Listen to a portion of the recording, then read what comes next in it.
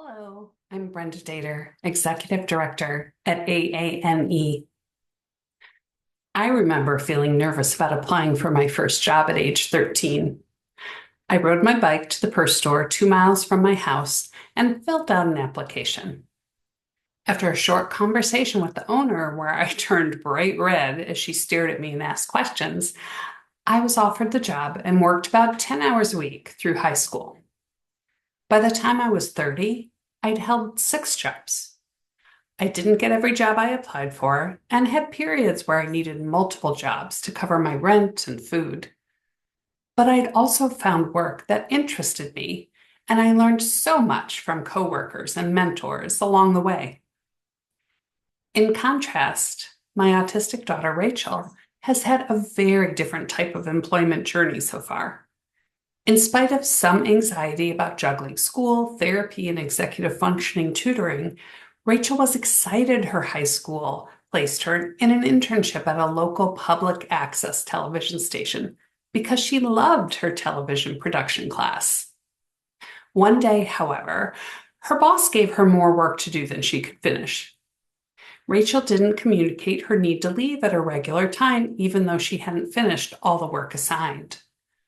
When she realized Rachel had left before finishing the work, her boss called to tell me this was unacceptable and she wouldn't be able to give Rachel a positive reference as a result. Rachel felt shocked and discouraged that one mistake meant she lost a reference for future jobs. In college, Rachel held one more year-long research assistant job, but this was a completely different experience. Her history professor came to our home to talk to Rachel about the position and to learn more about what type of support she would need to be successful. Rachel had a very positive experience working with this professor, and he became a trusted mentor as Rachel considered graduate school. That was the last job Rachel ever held, and now she's 28. When she graduated from college, she tried to find work, but only got one interview, which didn't result in a job offer. Rachel's job history is not unique.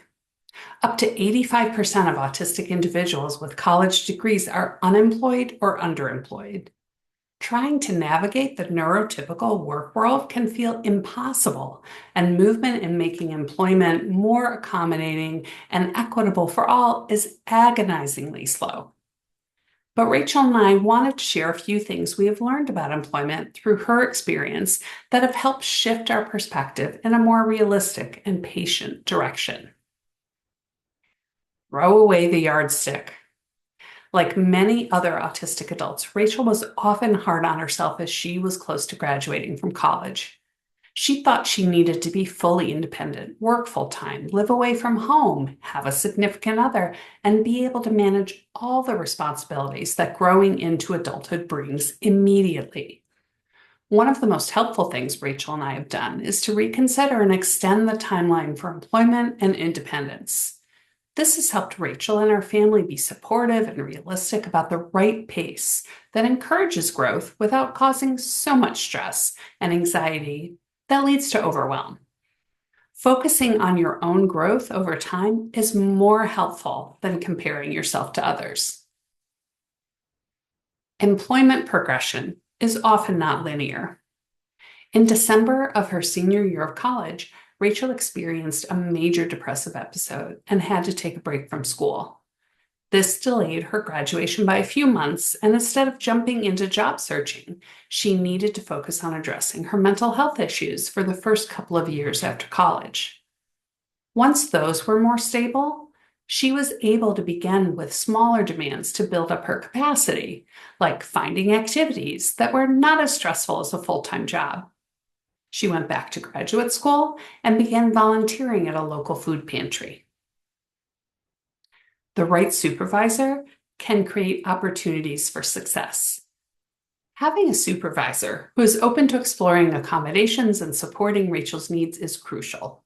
Her successful work and volunteer experiences included supervisors or mentors who are able to communicate job expectations clearly and provide needed accommodations, like letting Rachel wear earbuds while she worked or having a quiet space to focus. Employment flexibility opens up tremendous possibilities. I think one of the most challenging aspects of employment for Rachel and for many autistic adults I know is how the amount of energy and effort available for tasks varies. For Rachel, if she has had a bad night's sleep or she gets bad news and is worried about a friend, she will not be able to compartmentalize that and go forward with her work. She truly has less capacity in those moments. And yet at other times, she can be very focused and productive. Of course, we all go through shifts in our energy, but for Rachel, she is acutely aware of her limits and has learned to protect her well-being. That does mean the workplace and her job responsibilities need to be able to withstand these shifts when they occur. It's certainly healthier for all involved and minimizes autistic burnout. Rachel is expected to finish her graduate degree by next May. She has said that she'd like to wait to start thinking about work until after she graduates. We've talked about some beginning steps she might start with ahead of time, like getting back in touch with her job counselor at Massability and talking with her professors about what type of work might be available to her. Rachel says she could not have done both these things at the same time 6 years ago. Time, volunteering, better health, and more resilience have helped her see she can do these types of initial steps concurrently while finishing school. Looking for a job that's the right fit can take a long time. Many autistic adults don't have a financial safety net or family support if they lose employment or can't find sufficient work to cover their expenses.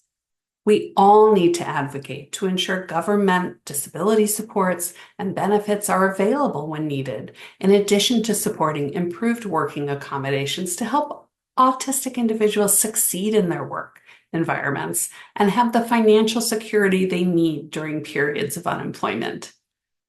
Please be patient with yourself and with your loved ones who may be experiencing an uneven employment journey. It can take time to find the right employment that will help them use their talents and provide an environment that will offer the accommodations for what they need and value them for who they are.